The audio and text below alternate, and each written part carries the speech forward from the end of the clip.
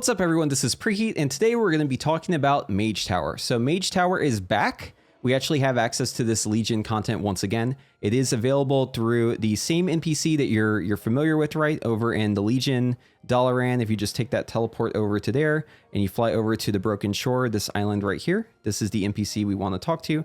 This is going to be available for all classes and specs, aside from Evoker. Evoker does not get access to this, unfortunately. But Mage does, obviously, and the Fire Mage one is pretty straightforward, and we're going to talk about the best way that you can approach this, which consumables you want to bring to the fight, if you want to check out the Weakaura, that I think is quite helpful, and I'll also be showing how to actually clear this as a Mage. So just to show off the talents very quickly here, so I'm running just a standard DPS build. There's really nothing too special about this. I am also including Cauterize because I think the biggest thing that you're going to run into as this encounter goes on is you just have trouble surviving it, right? You don't have self-heals as a mage. So I definitely pick up Cauterize. And then also I pick up Cryo Freeze, very important. This is just a heal for you if something bad happens. If you take a meteor, let's say for instance, like the boulder just rolls over you, or you just take a lot of damage from the imps, or you make some other screw up, it's going to be really nice to have this Cryo Freeze talent. And then Ice Nova I think is essential to this fight. Ice Nova is just really, really good for making up AoE if you missed it. And then stuff like Shifting Power, Dragon's Breath, right, Double Lust. This is just kind of your run-of-the-mill build, but I do think this stuff does help quite a bit. And I also picked up other talents too that give me more survivability. So like getting the shield whenever you blink, right? Stuff like this. Arcane Warding taking reduced magic damage. We're just looking around for anything we can get that gives us survivability, greater invisibility included as well.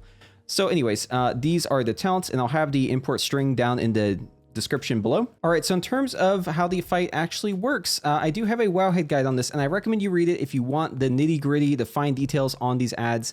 I'm not going to go into that much detail. I'm just going to talk about the cliff notes basically for this fight, okay? So if you want more information, check out the link in the description below for my WOWHEAD guide. But basically this fight is just kind of one main phase that repeats in different ways. The boss is going to spawn various types of imps, and you have to deal with these imps in different ways. So there's going to be smoldering imps that just basically cast the damage ability on you. They're not really too important. There's going to be imp servants, which spawn in the back. They're going to run forward, and then they're going to start channeling the heal. You want to Frost Nova these, Ice Nova them, or cleave them down with Ignite. But the heal they do isn't all that important. And then the most important add is the Umbral Imps. So Umbral Imps put basically an absorb shield on the boss. They spawn with that shield, but it makes it immune. So basically the absorb shield won't take damage as long as the Umbral Imps are alive. Now, the way I normally work with these imps, how I deal with them, is I just spread my Ignite to the imps off the immune boss, because that works, and usually that kills them.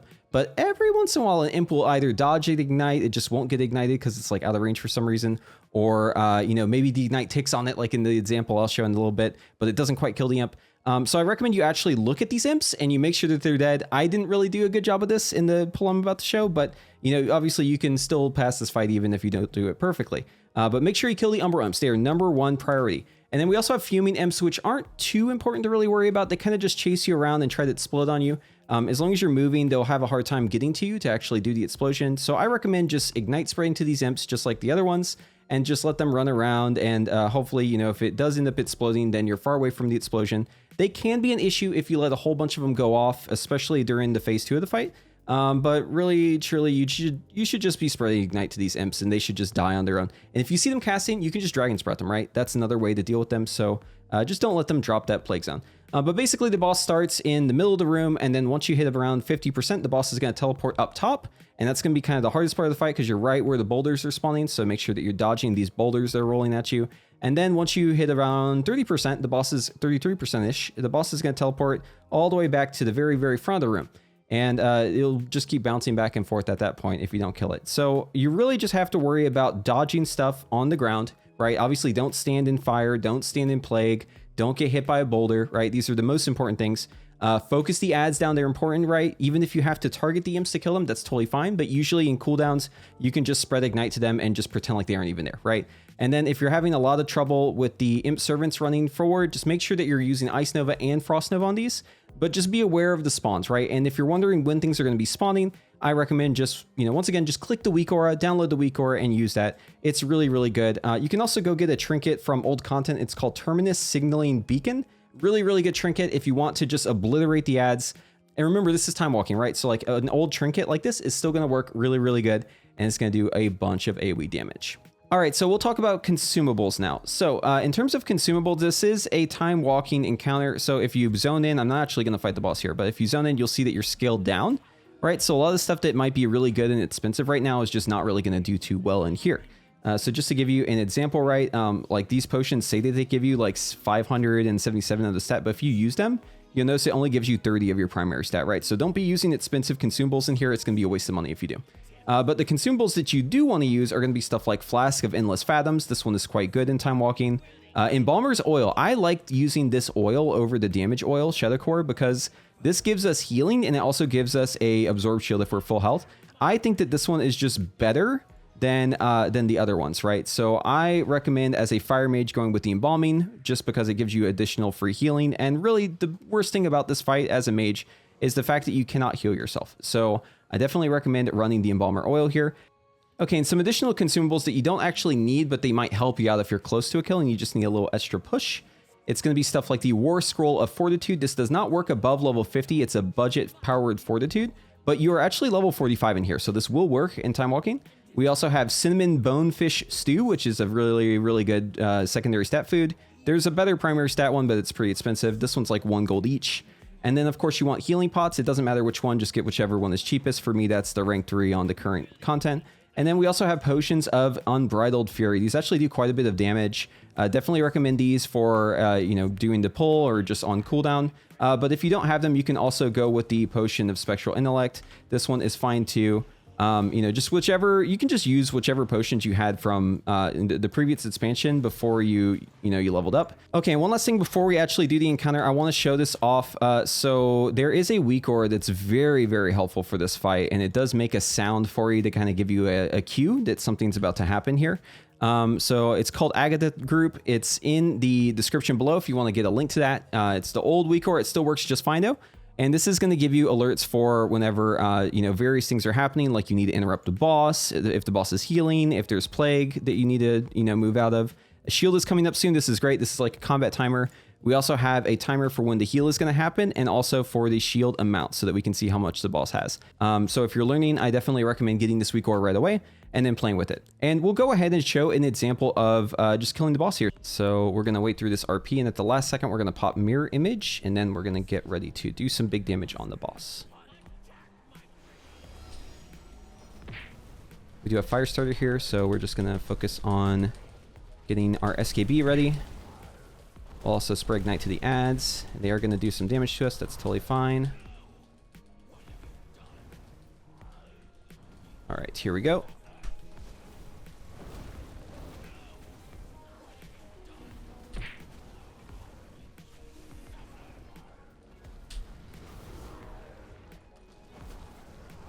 Drop another Rune of Power here. Just keep doing our rotation.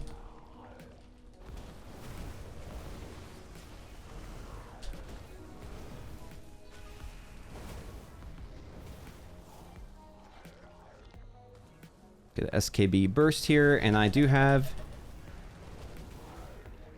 Here we go. Shifting Power. Was waiting for that shield.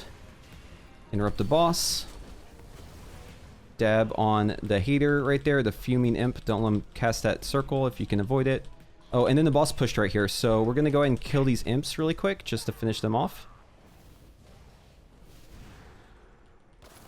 So the boss is at 50. I don't know why it isn't pushing here, but that's fine. We're okay with that. Boss should be pushing any second now.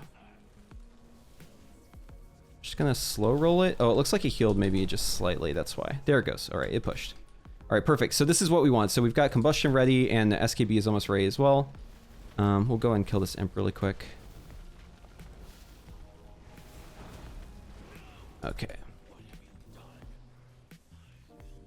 Pop our Busto right here. Go all in with cooldowns. Shield's coming up soon. That's fine. We'll just interrupt it as soon as it happens.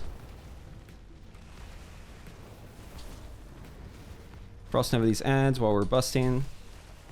Give them a Ice Nova.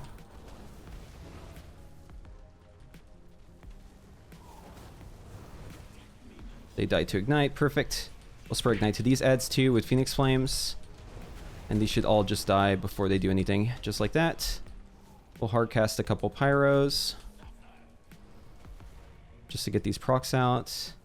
And we're going to mirror image again. The name of the game is just preserve your health, right? Just try to do everything you can to keep your character alive. That's really the most important thing. The rest should just be pretty straightforward. And I'm going to actually shifting power here.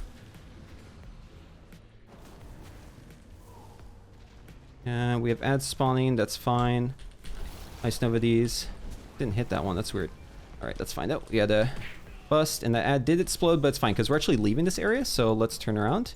Got to make sure no ads spawn though. If ads spawn up there, it's really, really bad. Okay, so at this part, focus the boss with your focus macro, right? And then now you're going to be able to just run and cast at the same time. It's super, super useful as a mage to have that talent, right? Make sure you're interrupting the boss as soon as the shield breaks. And I am going to... There. Okay, combustion is happening right now. Perfect. Spread ignite to those ads.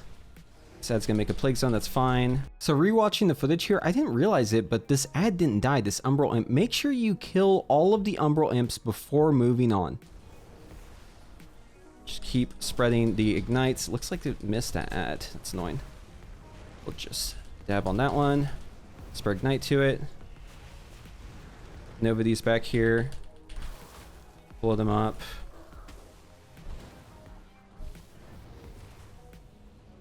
Just really take care of the imps. It looks like some of them just dodged ignite somehow. Not really sure how that happened. Use your healing pot though whenever you get low. So basically that was just a full heal right there. Just make sure you're dodging the boulders. And then here we're going to go for SKB. So we're, casting our movement spell. Castle moving ice flows. Spread ignite to the fuming imp. And if you just run around, it won't even cast. See, just like that. Oh, almost did some bad stuff. Shield's about to come up, but I have a hard cast. Now Ice Nova here too. The shield isn't broken. This is unfortunate. There it is. All right, we broke it. Dragon's Breath on this ad, so it doesn't cast. I think I'm just going to shifting power here just to finish this one.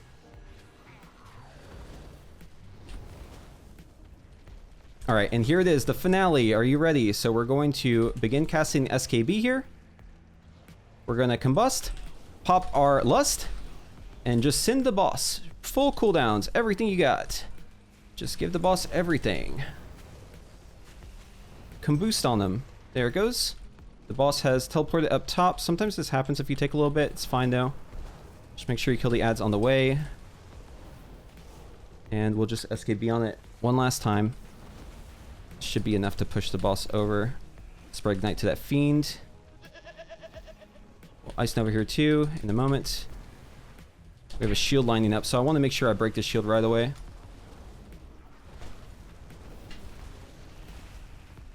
How's that shield not broken? There it is. We just broke it.